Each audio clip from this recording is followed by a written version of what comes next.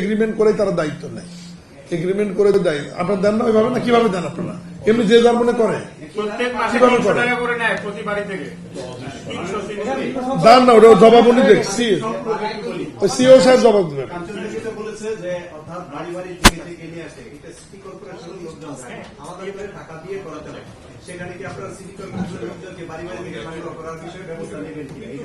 বলে সিও সাহেব বলবেন।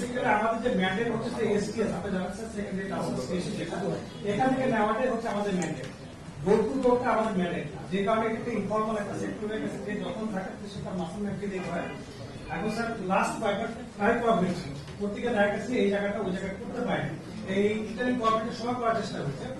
বর্তমানে আমাদের যে প্রশ্ন পদ আসছে, এই মিনিস্টার ইয়ার পরে আমরা এই প্রোগ্রাম করে এটা নিয়ে বসবে কিভাবে করলে এটা যাতে করে সবাই এটাকে মানে সাস্টেনেবল হয়, কোন রকম যদি সিচুয়েশন খারাপ হয় এই বিষয়টা স্যার নিয়ে বসবেন। এত জুলুম করে একটা প্রশ্ন আপনার কাছে, বাড়িওয়ালারা তো ট্যাক্স দিচ্ছে সিটি কর্পোরেশন, তাহলে আপনারা কেন দূর আমরা তো ফার্স্টে বলেছি ম্যান্ডেটটা হচ্ছে এসটিএস থেকে, একটু খুবই বলে দেন। এই যে আপনার যে বর্জ্যর কথা বলছেন, এই বর্জ্য তো প্রত্যেক বাড়িওয়ালার আলাদা একটা বিল থাকে। আমি তো ইউরোপে ছিলাম, বিভিন্ন দেশে আমি দেখেছি প্রত্যেকটা অ্যাপার্টমেন্টের নিজস্ব একটা স্পেস থাকে। ওই স্পেসে ময়লাটা তারা ডাম্পিং করে সিটি কর্পোরেশন প্রত্যেক সপ্তাহে এসে এটা কালেক্ট করে নেয়।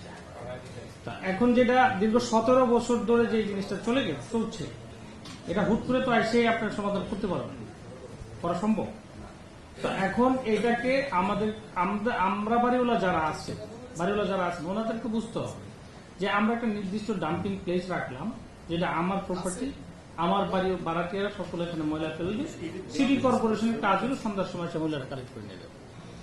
আর যদি ময়লাটাকে ঘরে ঘরে নিতে হয়, ঘর থেকে যদি প্রত্যেকে নিয়ে আসতে হয়, একটা লেবার খাটতে হবে না, লেবারকে পয়সা দিতে হবে না, দিতে হবে। আর আপনার এই যে পরিমাণ ময়লা ফেলানো হয় প্রত্যেকটা বাসার থেকে, সেই তুলনায় কিন্তু যে খরচের কথা যদি চিন্তা করেন, খরচটা কিন্তু কমই হয়। Thank you. না ওই সাংবাদিক আমি বলি, ওনার প্রশ্ন উনি নিজে জানে ওটা, তারপরে প্রশ্ন করলো আর কি। বিষয়টা হচ্ছে যে বিদ্যমান আইন অনুযায়ী আমাদের বিভিন্ন সোসাইটির মধ্যে একটা করে পয়েন্ট করা আছে, বাড়িওয়ালারা ওই পয়েন্টে গিয়ে ময়লাটা রেখে আসবে, সেখান থেকে সিটি কর্পোরেশন পিক করবে। আর এমনি রাস্তাঘাট যেটা পরিষ্কার, সেটা আমাদের যারা পরিচ্ছন্ন কর্মী আছে তারা তো ফুটপাত এবং রাস্তা পরিষ্কার করবে। সেই ক্ষেত্রে হয়তো দীর্ঘদিন এই সমস্যার সমাধানের জন্য স্ব এলাকার সোসাইটি বা সমিতি, অ্যাসোসিয়েশন ওইরকম একটা প্র্যাকটিস হয়তো চালু করেছে যে পয়সা দিয়ে অন্য জনকে দিয়ে কালেকশন করায়, তারা ওই পয়েন্টে দেয়। তো এই বিষয়টা একটা সিস্টেমের আস্তে আস্তে সংশ্লিষ্ট এলাকাগুলোতেও যাতে আমরা এটা চালু করতে পারি। আর আপনাদের মাধ্যমে আরেকটা মেসেজ দিতে চাই আমি, সেটা হচ্ছে যে গত সপ্তাহের মঙ্গলবার মাননীয় প্রধানমন্ত্রীর নেতৃত্বে প্রতিবন্ধীদের পুনর্বাসন, প্রতিবন্ধীদের বিষয় নিয়ে একটি কমিটি হয়েছে, যেটা মাননীয় প্রধানমন্ত্রী নিজেই সভাপতি। আমরা সেখানে 7টি মন্ত্রণালয়ের প্রতিমন্ত্রী উপস্থিত ছিলাম, স্বাস্থ্য, স্থানীয় সরকার, সমাজ কল্যাণ, তথ্য, প্রাথমিক গণশিক্ষা, শিক্ষা।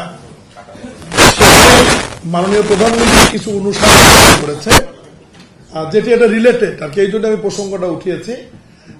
সেটি হচ্ছে যে প্রতিবন্ধীদের জন্য গাড়ি ভাড়া সরকারি যেটা, সেখানে তো অর্ধেক করা হবে, এবং বেসরকারিভাবে যারা পরিবহন সেবা দেয় তাদেরকেও আমরা যোগাযোগ, সড়ক ও পরিবহন মন্ত্রণালয়ের মাধ্যমে ডেকে তাদেরকে অনুরোধ করব তারাও যেন ভাড়াটা অর্ধেক নেয়। সেকেন্ড হচ্ছে, আপনারা যারা উন্নয়নশীল দেশগুলোতে দেখেছেন, যেহেতু জাতিসংঘ অনেক আগে একটি আইন পাশ করে প্রতিবন্ধীদের ব্যাপারে আলাদাভাবে কিছু বিষয় তাদের মানবিক কারণে তাদেরকে সেবার মধ্যে আনতে বলেছে। এই বিষয়ে আমরা গত 14ই মে মাননীয় প্রধানমন্ত্রীর অনুশাসন অনুযায়ী সকল সিটি কর্পোরেশনে একটি চিঠি দিয়েছি। সেটা হচ্ছে যে এখন থেকে রাজুকও খেয়াল করবেন আপনাদের প্ল্যান অনুমোদন করার সময়, এখন থেকে রেস্টুরেন্ট, ক্যাফে, আবাসিক হোটেলগুলোতে ট্রেড লাইসেন্স দেওয়া এবং নবায়ন করার পূর্বে প্রতিবন্ধীদের ওঠানামার র্যাম আছে কিনা এবং তাদের জন্য আলাদা ওয়াশরুম আছে কিনা, আলাদা ওয়াশরুম নিশ্চিত করার পরে তারা এটা করতে হবে। এ ব্যাপারে মাননীয় প্রধানমন্ত্রীর অনুশাসন আছে এবং সেই অনুযায়ী আমরা মন্ত্রণালয় থেকে চিঠি দিয়েছি এবং রাজু নতুন যে ডিজাইন এখন থেকে অনুমোদন করবে বাণিজ্যিকের ডিজাইন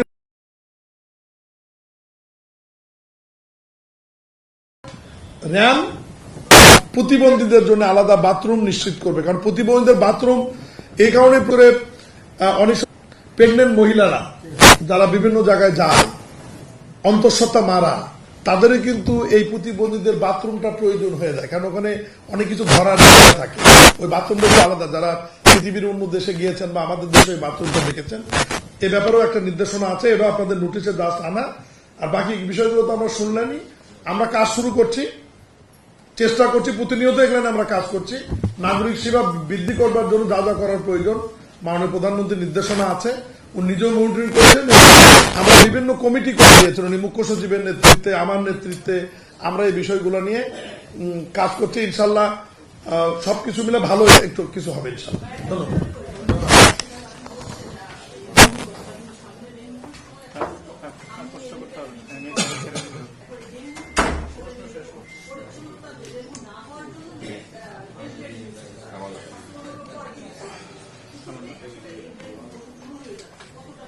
না, ইতিমধ্যে আমরা নির্দেশনা দিয়েছি, পরিষ্কার পরিচ্ছন্নতা বর্জ্য ব্যবস্থাপনা কর্মকর্তারা করছে, সচেতনতা বৃদ্ধির কাজও আমরা করব, মানে প্রিভেনশিয়াল যে বিষয়টা আর কি, যাতে আপনার প্রতিরোধমূলক ব্যবস্থা যেটা সেটা নিয়ে তো নাগরিকদের সচেতনতা করার জন্য যেটুকু করার আমরা করবই। কিন্তু এত বাজে অবস্থা সিটি কর্পোরেশন প্রত্যেকটা জায়গায়। একটা জিনিস আপনাদেরকে আমি বোঝার জন্য বলি, দেখবেন যে যেখানে কেউ যেতে পারবে না, দুটো বিল্ডিং এর মাঝখানে যেখানে কোনো পথ নাই, সেখানে দুই বিল্ডিং থেকে অজস্র ময়লা আবর্জনা আপনার ওই গলির মধ্যে ফেলাচ্ছে। তো সেটা কে ওখান থেকে উঠাবে? সোসাইটির লোকজনকেও তো একটু সচেতন হবে। এই সচিব সাহেব একটা চেয়ার সচেতন তো সবাইকে হতে হবে। তা আমি আপনাদের মাধ্যমে সবচেয়ে বেশি গুরুত্বপূর্ণ ভূমিকা হচ্ছে সাংবাদিক ভাইদের, আপনারা এই বিষয়গুলো নিয়ে একটু মানুষজনকে সচেতন করার, সাধারণ নাগরিক সচেতন করার চেষ্টা করুন। ধন্যবাদ। ডেঙ্গু হচ্ছে পরিষ্কার স্বচ্ছ পানি যদি 3 দিনের বেশি জমে থাকে তাহলে সেখানে ডেঙ্গুর লাভা জন্মায়। পানি জমে থাকে, যেখানে বাড়িঘর নির্মাণ করা হয় সেখানে পানি জমে থাকে, যেখানে ডাবের খোসা ফেলানো হয়, যে বাড়িতে ছাদে বাগান করা হয় সেখানে পানি জমে থাকে। এই বিষয়গুলো সম্পর্কে সচেতনতা বৃদ্ধি করতে আপনাদের কোনো উদ্যোগ আছে? সবচেয়ে বেশি এটা আপনি করতে পারবেন। আপনি যে কথাটা বললেন এই কথা আপনি মিডিয়াতে বেশি বেশি করে প্রচার করেন, তাহলে দেখবেন যে ওই বিল্ডিং এর লোকজন সব পরিষ্কার করে দেবে।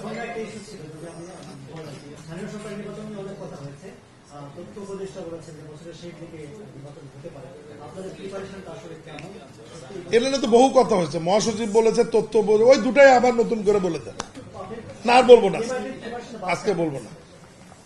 তথ্যমন্ত্রী এবং মহাসচিব যে দুটো বলেছে ওই দুটাই আবার নতুন করে সুন্দর করে দিয়ে সাজায় করে আমরা অন্য বিষয় নিয়ে আজকে আসছি। জি, থ্যাংক ইউ। সালাম। এই